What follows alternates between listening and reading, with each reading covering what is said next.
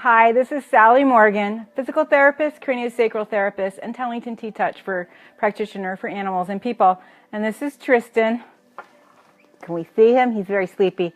Who is a corgi. And this is episode 42 of Conversations with a Corgi.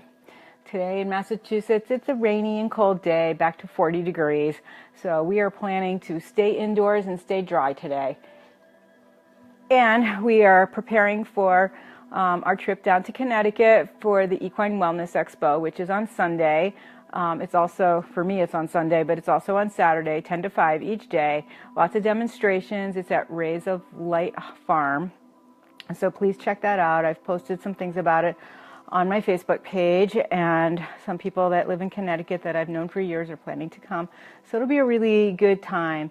I'll have my books for sale, and I'll have some flower essences for you and some dental drops if you have a dog or a cat and are interested in trying those. I'll have those for sale, as well as some informational handouts. And I'm really looking forward to meeting the horse that is going to be there to work with me. My demonstration on Sunday is 12:30, something like that. They're kind of a loose schedule at this point, but somewhere around that time. And he'll be helping me show you how to do craniosacral therapy and Tellington T-Touch work with a horse. So I'm excited about that. Tristan, he's a little excited about it. He's not loving the car as much as he loved the truck because he can't go under the seat and hide. So it's a bit of an adjustment for him for a road trip, but he's fine. So today we are going to be talking about some more of the equipment we use as T-Touch practitioners and just in working with dogs. And a lot of these things are things we don't use as much anymore because we have such wonderful new equipment with the T-Touch harness, and really even the advent of the Freedom harness made it so that we don't use these as much or for the same purposes we used to. So today we'll be talking about different head collars, and they all still have some important uses.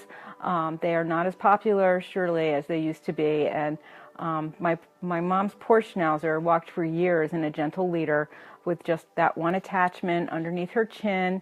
Thank God she's a dog with a bigger head, but my mom had a really heavy leash for her with a big snap hanging down and pulling on that dog's OA, where her neck meets her head, her cranial or her occipital cervical junction. And I can't believe that dog didn't get headaches from that. And she used to hide and wouldn't let my mom put it on her, and there was a good reason. And most of our dogs love us so much they'll do anything for us, and even something like that, which is terrible. And of course she didn't pull in it, but you know, what are the long-term effects of that on her nervous system and her skeletal structure and her body and her happiness? So you know, head collars like that were never ones that we used very much with T-Touch. And it's so wonderful. If you have to use one, make sure you have 2 points of attachment with your dog, because sometimes we do need a head collar for some specific things. So let's see what we have here to show you first. This one is a snoot loop. And I have to say, having had corgis, now it doesn't fit Tristan all that well. Let's see if we can get you in the picture, Tris. There.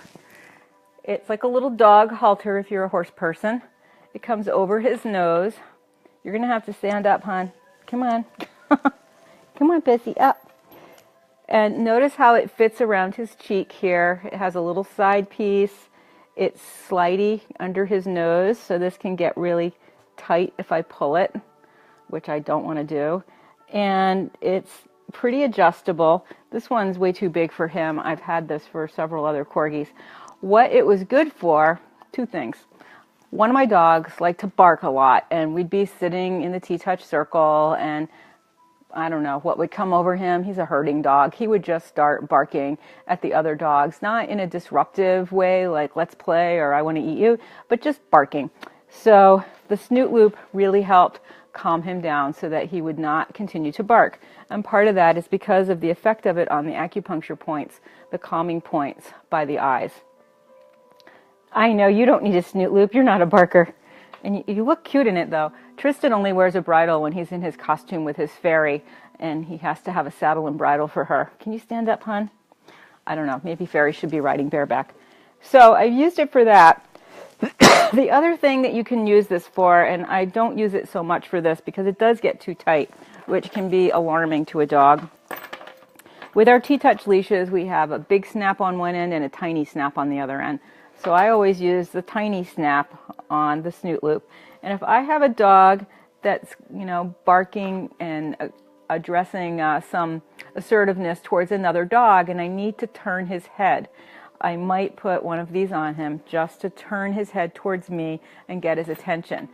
Now, when we have the leash attached to 2 points on the harness and you have some good treats, you don't really need to use the snoot loop. It's not going to, stand up again, hon. It's not going to keep a dog from opening his mouth. As you can see, Tristan's yawning like a lion here. And it's not going to stop your dog from biting another dog. And when people see these, sometimes they do think that your dog has a problem and that it's some kind of weird muzzle. So a lot of people are reluctant to use them taking a nice long walk in public. And as I said, I've used them just for my dog to wear with nothing on it, just to help him focus and not bark so much. You have to be super careful when they have these on. If they get their paw stuck in this little loop down here at the bottom, it could be disastrous and really upset some dogs. And it is kind of heavy, especially on a little dog like Tristan. I mean, our dogs spend so much time looking up at us anyway because we're tall and they're short, even if you do have a Labrador or a Great Pyrenees or a big dog. So, having something bending their neck down when they're trying to look up is really unfair to them. But as I said, this can be quite useful to get your dog to look at you. Now, in the day of the early gentle leaders, when everybody was walking their dog in just a head harness, Tristan says, "Please take it off, Mom." If you had decided to walk your dog with a snoot loop on him and without using a second point of attachment on the harness, because of its flexibility, it slides around a lot. A dog can really twist and leap and really hurt his neck because you'll be steadying him by his nose, whereas neck and body are going sideways. And, the potential for massive injury is pretty large with a snoot loop if that's the only thing you're attaching to your dog. So like I said, I've had really good success with my dog simply wearing it. Some of the other things don't fit corgis as well just because they have a long pointy nose, but not a nose as long as like a collie. So, and corgis are pretty clever at getting out of things. So that's the snoot loop. Let's see what we have here. This one, does it have a brand on it? Well, this is a version of a calming band, and it goes around the dog's head. It doesn't fit British Corgi all that well. And then it has elastic here around the nose. So again, that same idea of putting some pressure on the points by the eyes. This does not fit you very well, Corgi. And you'd have this snugged up so that, and with this on, it would be less likely that the dog would get his paw caught in there, like with the snoot loop. So if I was not with my dog for a second while I ran to the ladies' room, he would probably do okay with this on him. But again, I wouldn't leave a dog with this on unless I'm with him. If you attach the leash, you have to make sure you get both places underneath here. And then because this is stretchy, see, this is doing nothing. This is not helpful to use as something to walk your dog with. It's just helpful to calm them down, help them stop barking if they're lunging at other dogs. So I would have a dog wear this while he also has a harness on, just to keep his attention. If you have a black dog and you buy a black one of these, it's less obvious that people don't look at you and think you have your dog in a muzzle. They just think you have some kind of dog training device on their heads. And so this might be more successful for some people. And I really can't read what this company is. It looks like Papadopoulos. I think I got this at some pet expo. But it's useful. It's for a lot of dogs. It fits better than the snoot loop. It stays on better. It puts less pressure on the back of their neck. So I use this a fair amount when I'm working with a dog that's pretty assertive, who's in the labyrinth, and we're working with him getting used to a neutral dog being in his neighborhood. So that's one of the calming bands that we use. Jack, are you wearing? Oh, Jack's wearing a Halti. This was one of our T-Touch training. Oh, wow. Training halters, head halters for dogs. It doesn't fit Jack terribly well. And I have to confess, all of the smaller ones I have been eaten by my corgis. And this is what they do. See how this cheek piece here with Jack's spots, you can't hardly see it. And this one's even been nibbled. This cheek piece here, the way it comes by on a corgi, you can see the little bites here. My corgis were able to stick their tongue out, pull this cheek piece in, and chomp on this. And I had a corgi who really actually needed to wear this for some issues he had with barking. He would break a Kalti in like 2 seconds, the way Jack Russell snaps a rat. It was pretty incredible how many he broke. I have a whole bag of them. This one is in better shape than most and still has some function. But it fits differently than the snoot loop. It doesn't tighten up under their nose like the snoot loop does if you have something attached to it. It is more adjustable around the back of their head so that you have more of an even fit. It's not pulling off to one side. And because these cheek pieces, if this one weren't eaten, you could see. Let's show you this side because this side's in better shape. The cheek pieces fit a little differently than on the snoot loop. They come up a little bit higher, I think, than the snoot loop. And it does fit a lot of dogs with a conventional muzzle, you know, your hunting dogs, a lot better than the snoot loop does. And it also allows for less possibility of injury in their neck if you do happen to attach a line. We never recommend attaching a line to just the head collar. But if you happen to with this, it would have less potential to hurt your dog than the others. So what we use this for, again, is if we have our dog in our harness, and we need to pull his attention with his head, like just have him look at us. We'll just use the head collar to give him a little signal to look towards us and not towards the squirrel he's barking at or the other dog he's starting to growl at or something that's making him nervous, just to keep his focus. And we rarely use these anymore because these harnesses we have are so great that we don't need to use a head collar hardly at all. And another thing I wanted to tell you about the T-Touch harness, the other day, this one was twisted up. And this one is a size medium. Hopefully you can see this. There is this little piece here that attaches on the shoulder. And what happens with it, in case you buy one of these, especially in a size medium or bigger, this little tab can get pulled around underneath of this and then end up being in the wrong place over here. So please, if you buy one of these, be aware of where this little tab is. It has to come around to the side so that it can meet the other piece of the harness. Don't think your harness is broken. Just explore whether this little tab is heading on the correct side of your dog. So, and he's losing his halty. And of course, this is way too big for him because you can see the harness is way back down on his ribs. It should be up where his spot is. But since I made it the other day to fit him, sort of, he's been wearing it ever since. So those are some of the head collars we use. I don't even have a gentle leader because I never use them. I don't like them. One of the other things that we use for dogs as a calming band, and again, that's just because it's working on the 2 acupuncture points below the eyes and it's calming the dog down. Stand up, Tris. Come on, let's show the snootin'. We have these elastic hair bands. I used to use knee pantyhose socks. Oops, sorry, Tris. Glad that didn't hit you. And this is pretty tight even though he's little because it has a knot in it. It was on a Chihuahua. But you can see it's just a piece of elastic that goes around his nose and around the back of his head. And it's sparkly blue. And it's pretty tight on him. We'll see if you wear it for a minute what you think this. He can open his nose in it, but it's tight enough on him, which I would not recommend, that it's sort of holding his nose closed. What do you think, Tris? He's sinking. So there are a variety of hair bands for humans that you can buy now that aren't as tight as this on your dog. See, this one has a big knot in it because it broke. But I have a lot of other that are not as stretchy, and they come in, again, beautiful colors.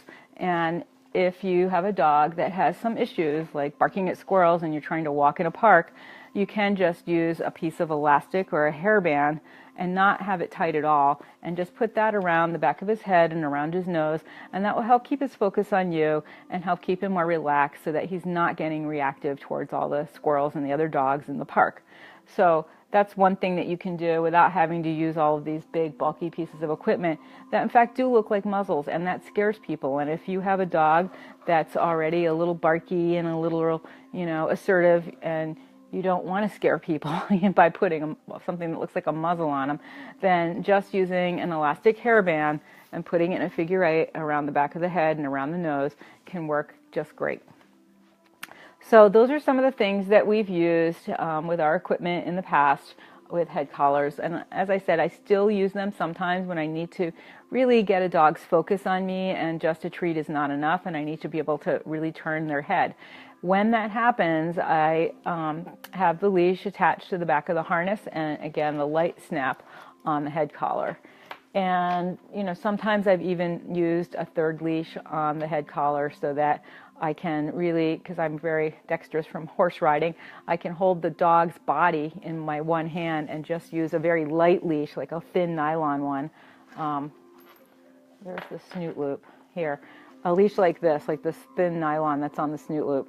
I have one of those that I can just attach to the head collar just to get a dog's attention and not to walk him with it or pull on him in any way, shape, or form. So that's the thing you should remember with all head collars, no matter what you have. Don't walk your dog with only one point of attachment, it being the head collar. So even if you have a gentle leader and you love it and you think your dog's fine in it, definitely explore getting a T-Touch leash so that you do have these two snaps, so that you can use the big snap on your dog's harness. We don't recommend collars, but if you have a collar, you can put it on the collar. And then the tiny snap on the bottom of the head collar. Even a big dog, like a German Shepherd, even the weight of just this can really create some damage in the cervical vertebrae and in the back of the neck and put pressure on the cranial nerves ultimately, which will really affect your dog's relationship to the environment and possibly make him more reactive because he's not feeling good. If you have a headache, you're never as good as you are when you don't. So head collars can be useful. And as I said, if my dog is in a place where there's a lot of other dogs and they're barking, like at a big dog show or something, I will put a calming band just around the nose and around the back of the head. Obviously, I'd use one that fits him better than this. And usually he can't get his little paw in there to get stuck like this. So it's okay. And I'm, of course, with him. So that's a look at some of the head collars that you can try. You can still get Halties at the T-Touch website, and you can get Halties in most pet stores still, and they are really far better than all of the other head collars, except for my dogs who bite the corners. And you can just take a look here. I'll just show you with them off the dog. Come here, Jack. Give me that. Actually, maybe we'll leave it on you. This Haltie that Jack was wearing is for a bigger dog than a Corgi. And you can just see it really is like a halter for horses. See how the cheek pieces are compared to the snoot loop. How did you get tangled up so fast? Where the cheek piece is angled more down so that it is not right by the dog's mouth. So that's why my Corgis can't easily get their tongue out, suck it in, and chomp it. So I have used the snoot loop quite a bit. And it has a cute name. But it's not cute when you see somebody trying to hold a dog with just that on them and they're spinning and twisting and really injuring their neck. It's very important to use a harness with a dog like that so that you are not injuring their body and they're not injuring themselves, because if you're trying to help them learn how to walk on a leash, you want it to be a pleasurable experience for them and for you so that the next time you walk him, you have a nice time with him. So that's all I have to say about head collars today. We will be back tomorrow at 9:25. Sorry we had a late start today. I have, and I might talk about him a little bit tomorrow, I had a dog kind of emergency come here at like 8:30 last night. He had just fallen down and couldn't walk, and he wasn't crying, but he was very subdued. And his owner has brought many of her dogs to me over the years and thought that a session with me could help him, and I'm waiting to hear how he's doing this morning. Last I heard, he had urinated quite a bit and he was sleeping a lot, which is really pretty typical after a craniosacral session. So perhaps tomorrow we'll have some more updates on his progress, and I'll continue looking at some of the aspects of T-Touch for you. I don't know what equipment we'll talk about tomorrow. Maybe we'll start talking about wraps. That takes a lot of sessions to talk about wraps. Anyway, and on Sunday I will be at this horse expo in the morning, and I think by the time I get there, I'll be able to be live at like 9:30. The expo starts at 10. If I'm there and set up, I can do the live from there at around the same time at 9:30. So otherwise, I'll just do it whenever I have a minute after I get there. It's a little bit confusing about how to set up my booth. It's not a typical expo where you put things up behind you and around you in 2 seconds because it's in an indoor arena. Things are laid out a little differently. So thanks for joining us this morning, and please check out the T-Touch harnesses that you can get from their website. I now have a page on my website with helpful links to the T-Touch office, the Upledger Institute, my friends Pam Wanbeer and Tracy Broom, who are also T-Touch practitioners and craniosacral therapists. Tracy's in Colorado, Pam's in the Washington, D.C. area, and she is the one who is hosting our training with Linda Tellington on May 12th through 17th in the D.C. area. Please check that out if you haven't already, because it really is a wonderful opportunity to work with Linda. Even if you can only come for a couple of days, call the office and see if you can work something out with them. And I have a link to the Biosonics website. They make the tuning forks I use, and they have a lot of interesting articles there. And also a link to Dr. Bernie Siegel's website.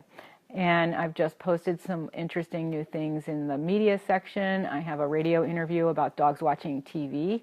And I have another article about exercise for senior dogs that has mistakenly called me Dr. Morgan, but that's okay. Some people, because I do orthopedic manipulation, some people think I am a doctor, but I'm a physical therapist. So I will see you tomorrow morning. Have a great day in the rain up here in the Northeast. It's another glance at winter for us. Well, not winter, fall. But this is what spring is like in New England, and I can see already the grass is getting greener, the flowers are coming up in the garden, and tomorrow is supposed to be a nicer day. We might even be able to do some lives outside, and certainly when the flower garden next to my house is blooming, we will definitely do them outside. We've got hummingbirds and dragonflies and all kinds of butterflies. It's a really diverse, well thought out, planted flower garden, wildflower garden, and it changes colors during the months of the summer. So that's a wonderful thing for me to be able to share with you, and thanks to the woman that lived in this house before me, because I certainly don't have the knowledge to know what to plant and where and how, but I sure can take care of it and appreciate it. So thanks for joining us this morning. Tristan, anything to say? No head collars on you. You're so little.